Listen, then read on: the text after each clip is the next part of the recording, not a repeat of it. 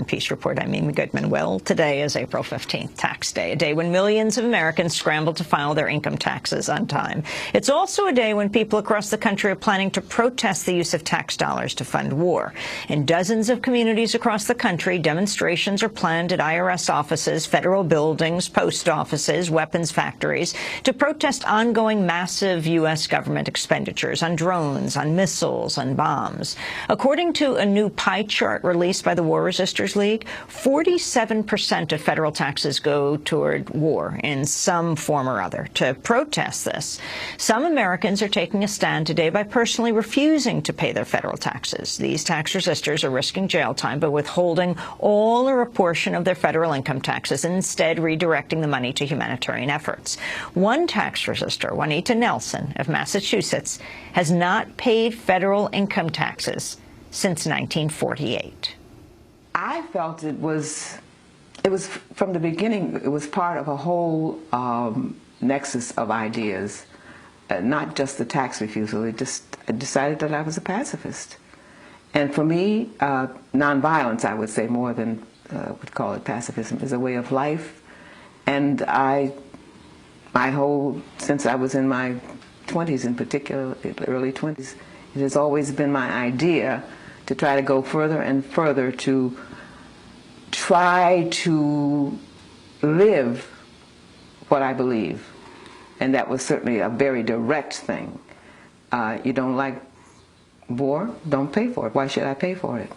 That's Juanita Nelson from a documentary, Death and Taxes. She hasn't paid her federal taxes for more than 65 years.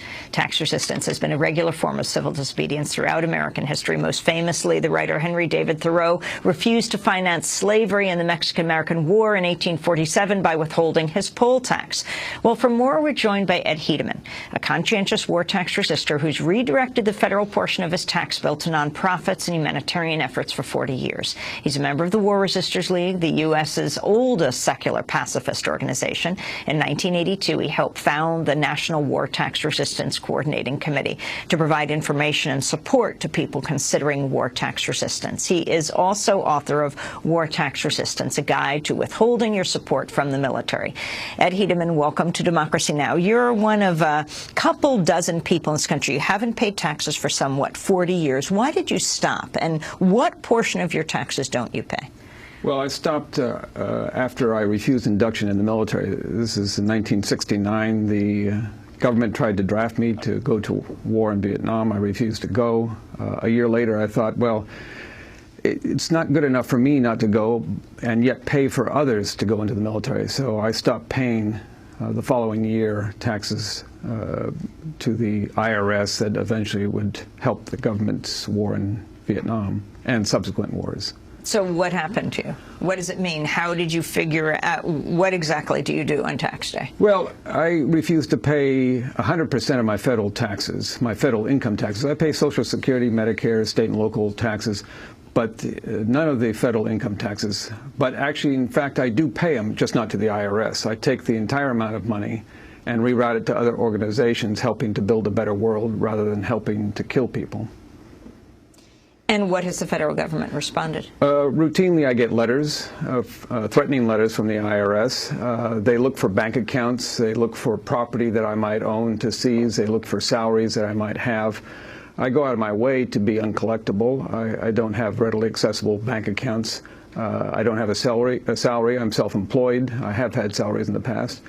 And I really don't own any significant property. Now, the IRS has gone as far as to take me into federal district court. They did that in 1999 to get me to reveal sources of my assets because the IRS has been unable to find anything significant to collect. I refused to give this information, and that was the end of it. What did the judge do?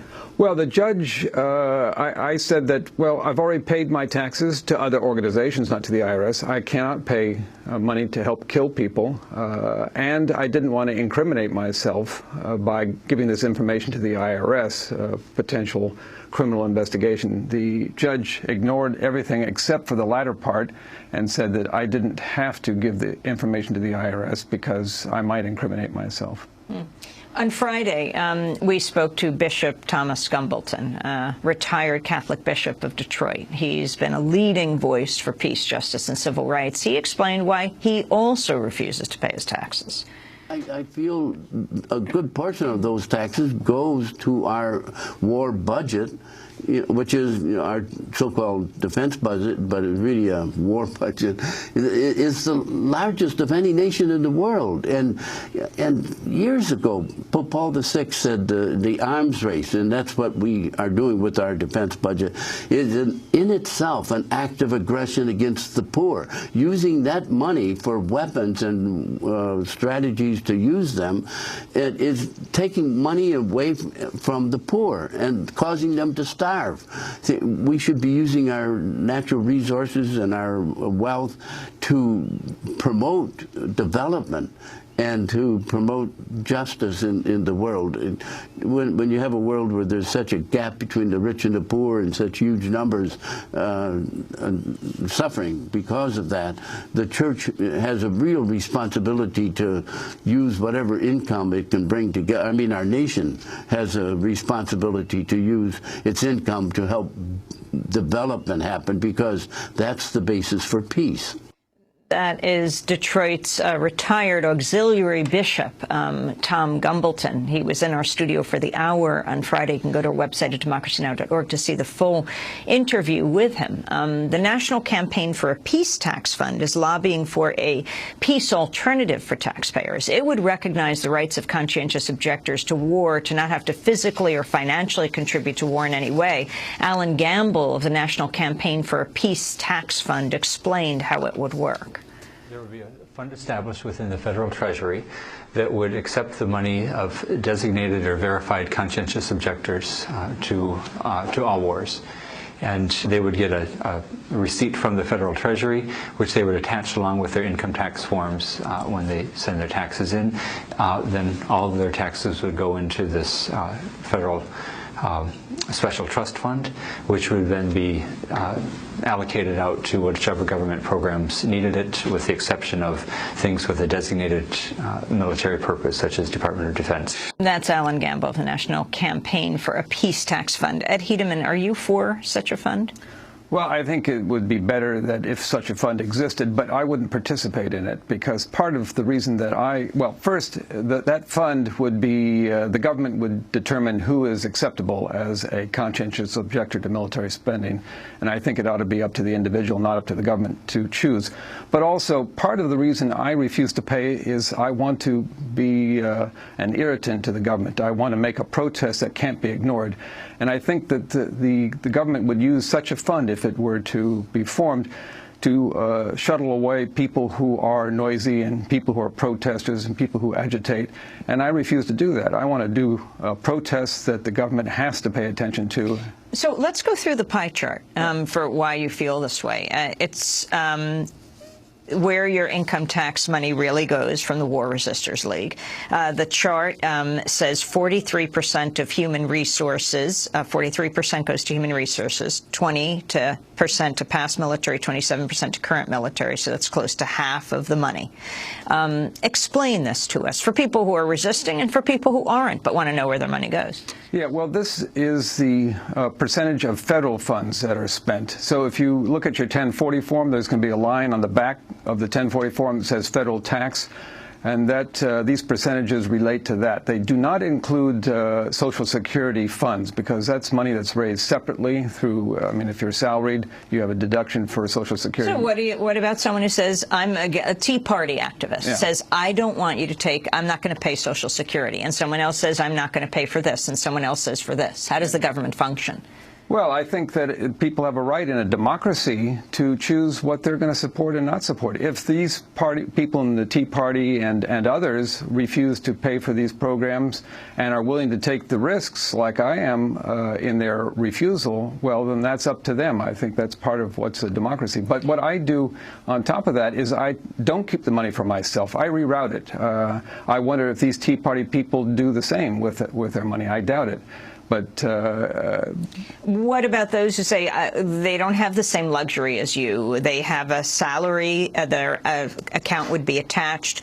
People like Randy Keeler, a peace activist in Western Mass, had his house taken from him. And he continues to refuse today, despite his house being taken.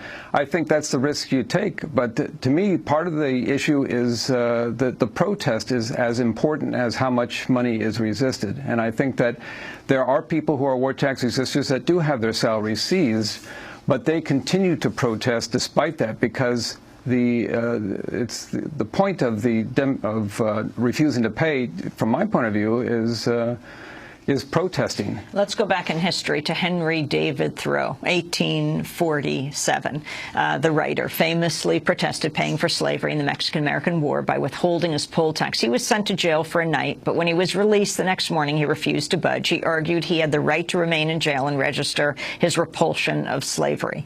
Thoreau was eventually thrown out of jail and went on to publish his influential essay called Civil Disobedience. In it, he wrote, quote, "If 1,000 men were not to pay their tax bills this year, that would not be a violent and bloody measure as it would be to pay them and enable the state to commit violence and shed innocent blood.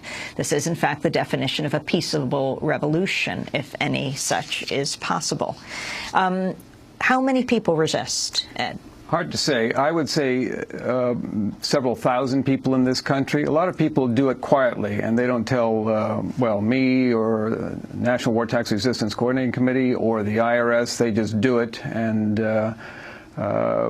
it's hard to say. The phone tax? What is it? Well, the phone tax is a 3% federal excise tax on local telephone service. It used to be also on long distance. And so if you have a landline, then there's going to be a 3% charge on telephone service. For what? That goes into the general federal budget pot, just like the income tax, and it began, however, being put on telephone service during the Spanish-American War over 100 years ago. And it's still there?